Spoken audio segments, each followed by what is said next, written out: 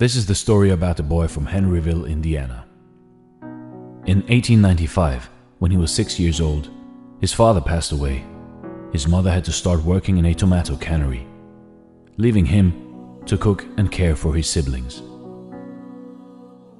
Life hit him hard at a very young age, and because of the difficult situation he faced, he had to work as a farmhand at the age of 10. When he was in 6th grade, he dropped out of high school and left his home.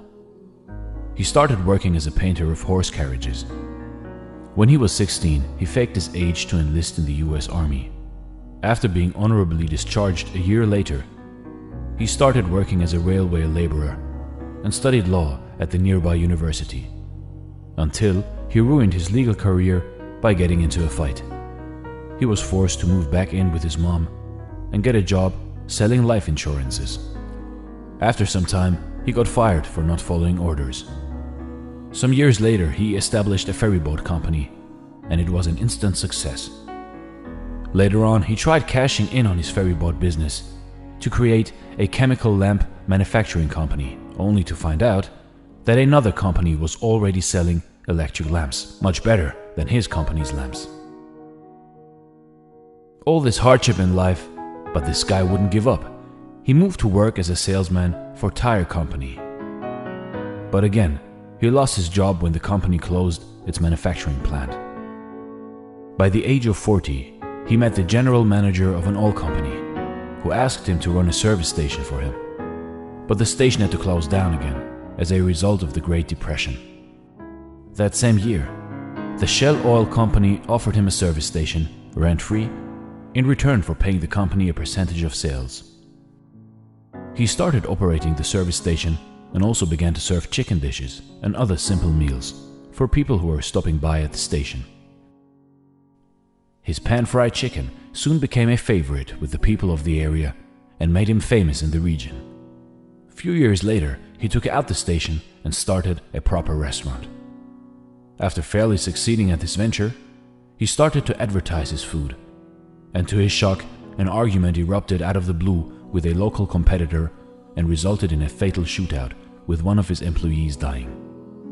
4 years later, he bought a motel next to his chicken restaurant, hoping for better business. But it caught fire and burned down to the ground together with his restaurant.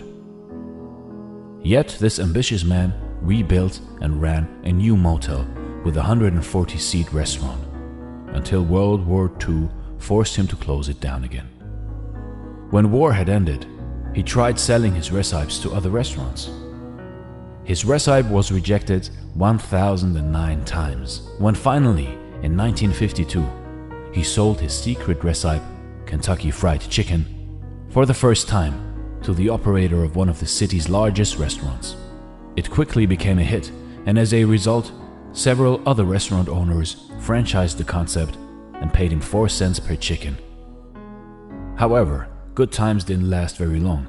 His own restaurant was crippled when an interstate highway reduced customer traffic. He sold it and was left only with his savings and $105 a month from Social Security. So finally, he pursued his dream to franchise his chicken concept nationwide and traveled the US looking for suitable restaurants. He opened a new restaurant and a company headquarters in 1959. He often slept in the back of his car. He visited restaurants, offered to cook his chicken, and if the owners liked it, then he negotiated a franchise right. In 1965, at the age of 75, he was just getting started. After years of rejection, failures, misfortunes, Colonel Sanders' franchise approach became highly successful. KFC was one of the first fast food chains to expand globally, opening outlets in Canada, UK, Mexico, and Jamaica by the mid-1960s. The Colonel remained the company's symbol after selling it. He traveled over 400,000 kilometers a year, visiting KFC restaurants and delighting customers around the world. At the age of 90, Colonel Sanders passed away. At that time, there were around 6,000 KFC locations in 48 different countries. In 2018, there were 22,621 KFC restaurants worldwide. If you are overwhelmed by rejection or discouraged by setbacks, Remember the story of Colonel Sanders, a 6th grade dropout, fired from multiple jobs, ruined his legal career, set back by the Great Depression, fire, and World War II. And yet, he became the world's most famous cook after reaching retirement age. Colonel Sanders, the creator of one of the largest fast food chains in the world, was many things. But above all, he was a great success story. With his story, we can learn that despite of thousands of rejections and misfortunes, how dedication, along with hard work, can create success, regardless of age. Thanks for watching, and stay blessed.